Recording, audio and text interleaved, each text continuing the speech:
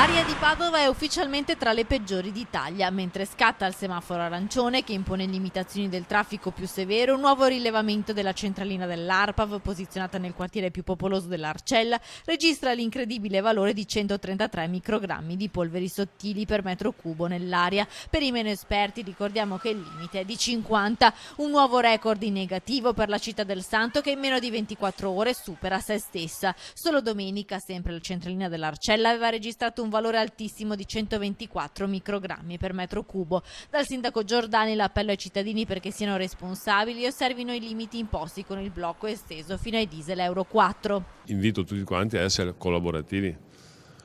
Si muore di inquinamento. Vi ricordo a tutti che non è un problema, non si tocca, non si vede, però questo per i nipoti, per le persone anziane tocca molto.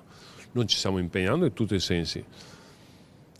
Stiamo incentivando un cambio di caldaie, stiamo incentivando, spero che la Regione il prossimo anno aiuti ancora in maniera più importante sotto l'aspetto degli investimenti. Se a gennaio Padova è stata la città con l'aria peggiore del Veneto, il mese di febbraio rischia di vedere confermati se non peggiorati i dati, piazzando la città fanalino di coda anche a livello nazionale. Il blocco del traffico è una misura parziale, si deve potenziare il trasporto pubblico e in questo senso l'amministrazione padovana punta a realizzare in tempi contenuti la nuova linea del tram. Noi stiamo investendo, voi sapete, stiamo investendo anche sul tram.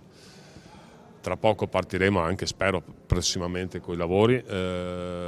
Stiamo definendo tutte le cose in maniera più importante. Spero che nell'arco dei 4 anni e mezzo, 5, arriviamo a buon fine del tram.